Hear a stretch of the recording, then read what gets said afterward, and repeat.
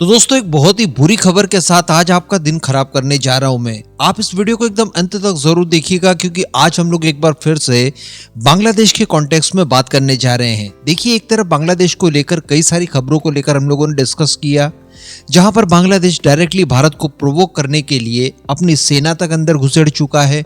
भारत की सीमाओं के अंदर हो रहे निर्माण कार्य को रोका, ड्रोन उड़ाया जा रहा है। कल ही मैंने आपको एक और खबर दी थी कि भारत जो अपने नॉर्थ ईस्ट के इलाकों में हाई स्पीड इंटरनेट प्रोवाइड कराने की तैयारी कर रहा है, जो कि वाया बांग्लादेश होने जा रहा था, उस समझौते को लेकर भी इन्होंने अपने हाथ पीछे खींच लिए हैं ताकि भारत के नॉर्थ ईस्ट के राज्यों में उस तरह का विकास नहीं हो पाए जिस तरह का विकास एक्चुअली हम लोग चाहते हैं। साथ में मैंने आपको यह भी बताया था कि ये सारी चीजें ऐसी नहीं की जा रही है। नॉर्थ ईस्ट के राज्यों में भारत द्वारा ये तैयारी की जा रही है कि आने वाले 2 सालों में $1 ट्रिलियन का इन्वेस्टमेंट किया जाए। इस $1 ट्रिलियन के इन्वेस्टमेंट के बाद भारत के ये जो नॉर्थ ईस्ट के इलाके हैं, जिन्हें अष्टलक्ष्मी के नाम से जाना जाता है, ये भारत के मेन स्ट्रीम में आ जाएंगे और भारत के बाकी सारे राज्यों के बराबर लगभग हो जाएंगे। लगभग सभी तरह की फैसिलिटीज यहाँ पर होगी। इसके बाद होगा ये कि इनके ऊपर आजू बाजू के पड़ोसी देशों का कोई भी इन्फ्लुएंस बाकी नहीं रह जाएगा। अलगाव की स्थितियां खत्म हो जाएगी और प्रॉपर इनकी अगली जनरेशंस अच्छे से विकास कर पाएंगी। इन सारी चीजों को ये लोग पचा नहीं पा रहे हैं और इसी वजह से देखा ये जा रहा है कि लगातार इनके द्वारा उल्टी सीधी कार्रवाइयां की जा रही है। अब इसके जवाब के तौर पर वैसे तो हम लोग कई सारी चीजों की डिमांड करते हैं, लाइक बांग्लादेश के अंदर कई सारे टुकड़े करवा दिए जाएं, जिसमें एक टुकड़ा बांग्लादेशी हिंदूज के लिए हो। इसके अलावा हम लोग इनके जो स्ट्रैटेजिक पोर्ट वगैरह हैं उनके ऊपर कब्जा कर लें, जो कि भारत के लिए कोई बड़ी बात है नहीं। सबसे बड़ी बात, एयर स्पेस हम लोग बंद कर दें।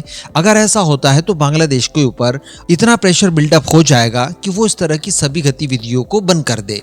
लेकिन चलिए, अभी हम लोग कुछ वेट कर रहे हैं। शायद डोनाल्ड ट्रंप के कार्यकाल को शुरू होने की प्रतीक्षा की जा रही है, तो वो भी हम लोग कंसिडर कर सकते हैं। लेकिन इसके साथ साथ जो नेसेसरी चीजों की इंपोर्ट थी बांग्लादेश को, वो तो हम लोगों ने बंद कर दी थी और ये प्रेशर बनाने में सहयोगी टूल साबित हो रहा था। मैंने आपको ये भी बताया था कुछ ही दिन पहले कि बांग्लादेश के अंदर अब अनाज की और बाकी खाने पीने की चीजों की भारी कमी देखने के लिए मिल रही है, क्योंकि बांग्लादेश की अगर पड़ोसियों की बात की जाए तो केवल भारत और म्यांमार ही है जिनसे सीमा साझा होती है इनकी डायरेक्टली। म्यांमार वैसे ही छोटा देश है, संकटग्रस्त है, बांग्लादेश के साथ अच्छे संबंध नहीं है, तो वो उतनी मदद नहीं कर सकता। लेकिन भारत बड़े स्केल पर मदद कर सकता है और करते आया है। बाकी उसकी सारी समुद्री सीमाएं यूं ही वीरान पड़ी हुई है।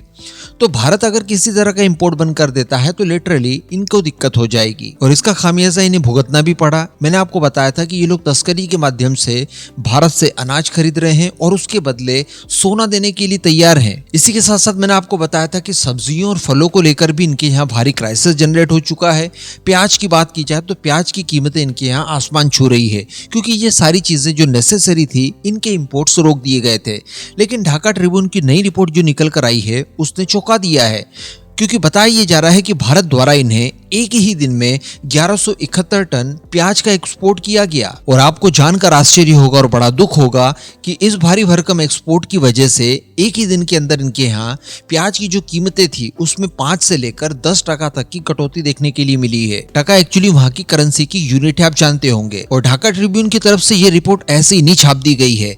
दरअसल इनकी तरफ से बताया जा रहा है कि हिली पोर्ट कस्टम स्टेशन के जो राजस्व अधिकारी हैं, जिनका नाम काशिउल आलम है, इनकी तरफ से स्पेशली इस ओनियन सप्लाई की पुष्टि की गई है। उनकी तरफ से बताया गया है कि सैटरडे नाइट को 40 ट्रक प्याज बांग्लादेश पहुंचे हैं, जो कि किसी जमाने में जब रेगुलर सप्लाई होती थी उस समय भी 15 से 20 ट्रक ही होते थे, लेकिन इस बार सीधे 40 ट्रकों से इनकी सप्लाई की गई है। तो आप समझ सकते हैं कि काफी बड़ी मात्रा में प्याज इन्हें एक्सपोर्ट किया गया है। और जैसा कि मैंने आपको बताया कि इनके यहाँ प्याज की कीमतें आसमान छू रही थी, जहां पर प्रति किलो प्याज 65 से लेकर 70 होता था, तो उसमें अब गिरावट आ चुकी है। इस वजह से वो 60 से 65 प्रति किलो हो चुकी है। तो अब इस तरह की चीजें अगर लगातार भारत की तरफ से होती रहेगी तो जो हम लोग एक प्रेशर पॉलिटिक्स कर रहे हैं कुछ दिनों के लिए, वो कहीं ना कहीं मठिया मेड हो रही है। इस तरह की एसेंशियल चीजों की जो सप्लाई है उसे सुनिश्चित किया जाए कि पूरी तरह से बाधित कर दिया जाए। और वैसे भी इन सारे एसेंशियल चीजों के जो कंज्यूमर्स हैं वो भारत में ही भरे पड़े हैं, भारत में ही इनकी कीमतें काफी बढ़ी हुई है।